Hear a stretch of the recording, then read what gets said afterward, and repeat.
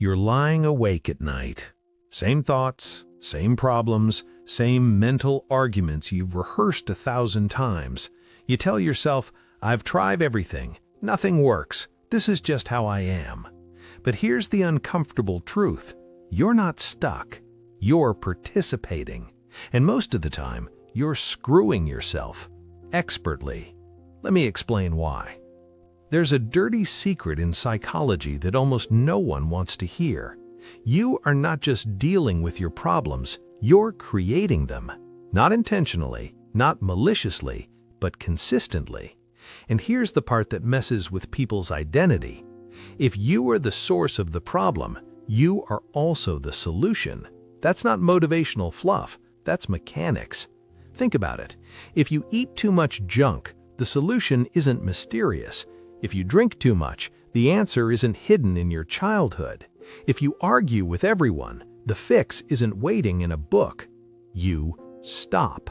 That's not cruelty, that's reality. And reality doesn't negotiate with your feelings. Most people think therapy is about being fixed. It's not. It's about understanding how you're doing this to yourself so you can stop doing it. Here's the truth. The moment you externalize your problem, blame your past, your boss, society, your partner, the system, you give away your power. Because if you didn't cause it, you can't end it. That's not comfort, that's helplessness. But when you realize, I maintain this problem, something terrifying and liberating happens. You realize you can dismantle it.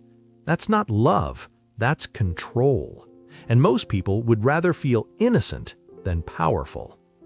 Let me show you how your mind plays this trick. Someone says, I don't know how to fix this relationship. I've tried everything. So you ask them one simple thing. One thing I could do today to improve this relationship would be... Suddenly, silence. Then something appears. Not magic, not insight, access. The brain isn't bad at solving problems. It's bad at answering vague, overwhelming questions. How do I fix my life? Too big, too abstract. But this? One thing I could do today. That's precise. Your brain is an answering machine, and you know more than you think you know. You just overwhelm yourself on purpose so you don't have to act.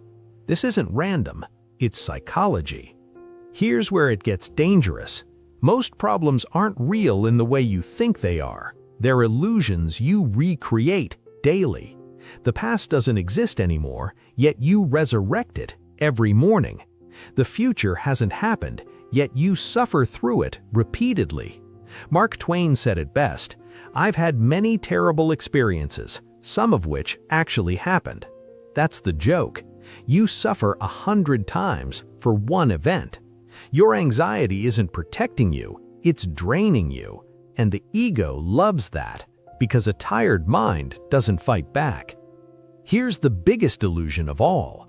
People don't believe in themselves, they believe in their problems. They say, my anxiety is too strong, my depression always wins, this always beats me. You don't just have the problem, you defend it, you argue for it. Every time you lose, your brain writes a story. The problem is powerful, I am weak. Every time you win, even slightly, the story flips. I'm stronger than this. Your brain doesn't care about truth, it cares about patterns. And most people rehearse defeat daily. That's not fate, that's conditioning. Here's the reframe that changes everything. Problems pose as tigers, but most of them are paper. They roar loud, they feel big, but they collapse the moment you stop feeding them belief. You don't overcome problems by force, you weaken them by acting and then letting your brain update its story. Progress isn't proof you're failing, it's proof you're winning, but only if you notice it.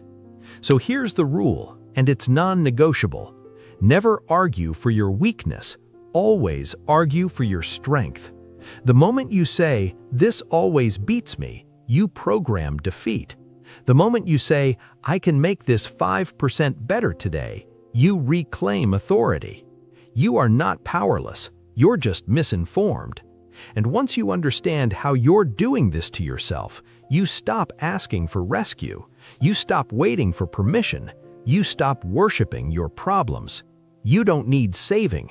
You need clarity. That's not therapy. That's not spirituality.